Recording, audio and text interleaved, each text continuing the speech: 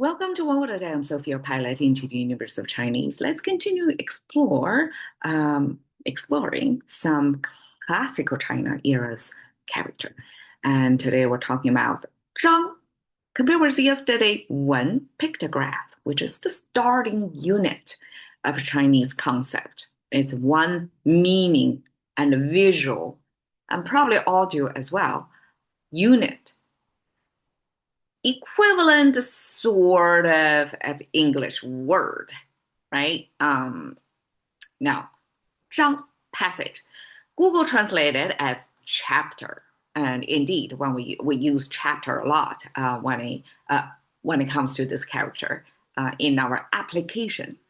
But I feel like a passage probably is a better translation of it because as it goes beyond this chapter, it's more like with a beginning and end, like a clearly defined unit of a group of meaning, right? So starting from one singular word or character or pictograph to this meaning unit, probably the whole passage, if it's in a written form or music form, is with a certain duration. It's not just a blip. It's not a singular thing. Because humans, we got our messages sometimes complicated.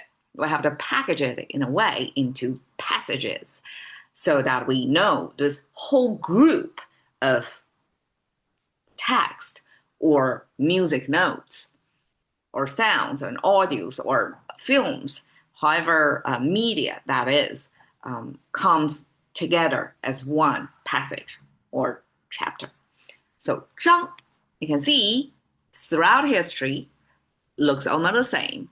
But this script about 2,000 years ago capturing is more telling of what that is. If you have been following here on this channel for a while, you can almost see the top portion of it means music.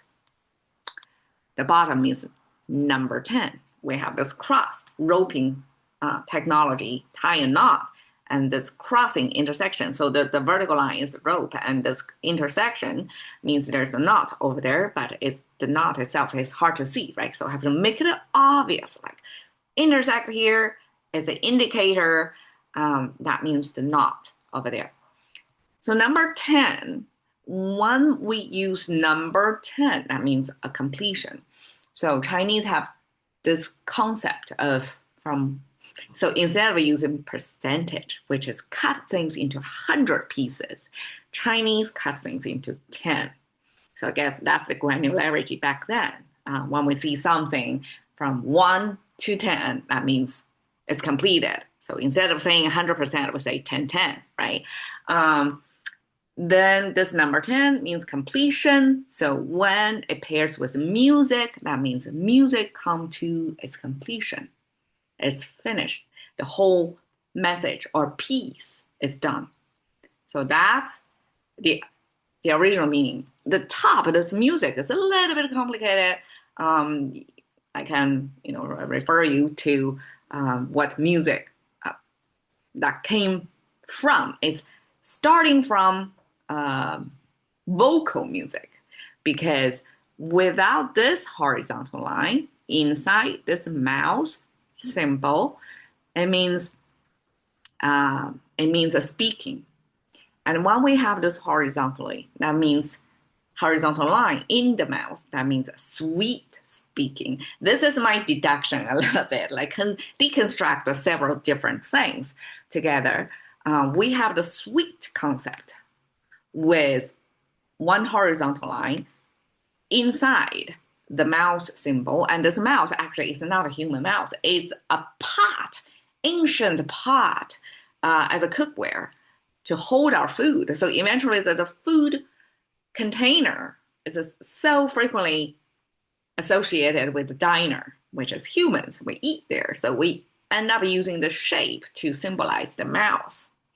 And when we have this horizontal line, I mean something sweet is by logic, like ancient times the people like sugary stuff, but it's hard to come by. And when they did, they're going to hold it in the mouth for a long time. So when you see something inside the mouth, that's most likely some, I guess, ancient candy that's sweet that you can deduce. It's definitely not bitterness that people hold in their mouth for a long time. It's sweetness.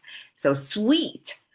So how it became without this horizontal line, it means speaking, because mouth symbol on the top we have this convex shape, a double that with one vertical line. The whole thing means tongue. We have this tongue means inside, pointing down toward the mouth. So something inside the mouth, and that's another deduction of visually to show you we mean this thing located inside the mouth, and that we can think, okay, because we already have letters, characters for teeth.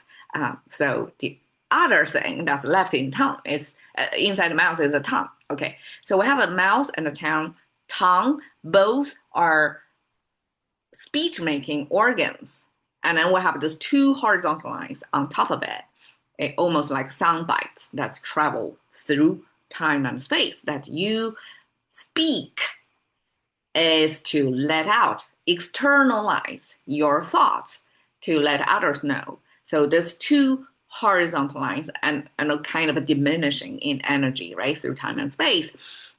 That is the result of your speech. So the whole thing, we have the organ of speaking and the result of the speaking. The whole thing is speaking. And speaking plus the horizontal line, sweet speaking means music. And even if it starts as a vocal music, probably ancient times before human ingenuity comes up with all kinds of instrumental music, right? Before humans can make complicated, intricate, like audibly and musically pleasant or valid tools to make music. I guess a drum is relatively easy, but for the others that with pitches, with melody involved, that's probably way more complicated. That came later.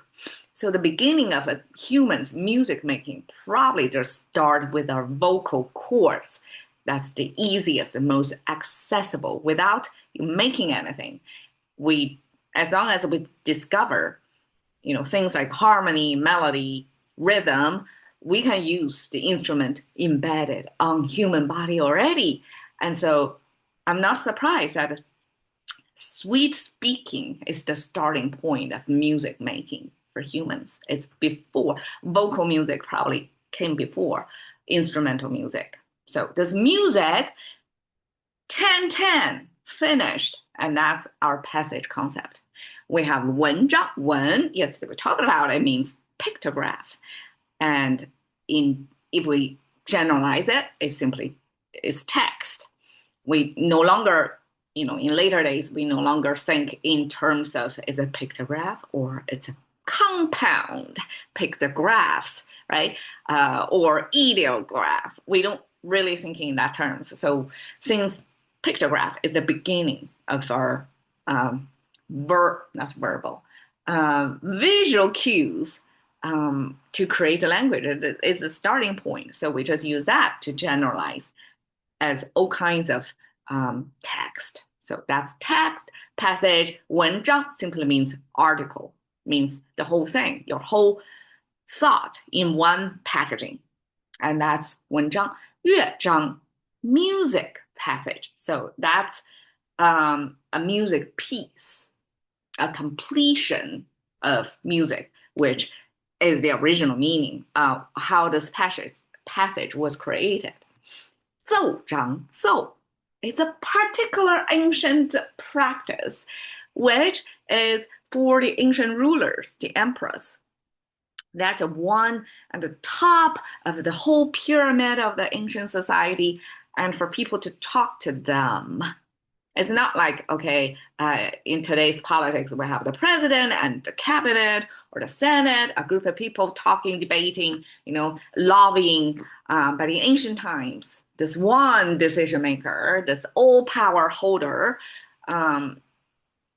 for that person to hear your case, you have to prepare carefully of your passage and present them. So this is 奏章. This is a particular behavior of the people who are, I guess, powerful enough to be in the hierarchy of the political structure, to be the next layer, like the direct report is the emperor, him mostly, like the 9%, himself, then those people, those cabinet, today's leaders of sorts, got to to prepare, almost like orchestrate a music piece, make it sound so logical, reasonable, convincing, and pleasant to hear, right? It's carefully crafted message to convince, to sell your point to the ancient ruler. And that's a particular action called 奏. And 章, this passage, that's complete one. I believe there should be such documentation because whoever present their case got to have this written down, like pre-scripted and probably heavily reviewed and edited, so it's pitch perfect in front of the emperor, right? And probably all of those 奏章 was preserved, documented, archived to the, I guess, the National Library back then, and that's an unknown. That's like logically, I would imagine that's the case. All right, so here is just a chapter of the book, and that's the original meaning I was going after. This means a chapter, a completion of a duration or the unit of meaning or music, and that's passage. 章. Thank you for your time. See you another day.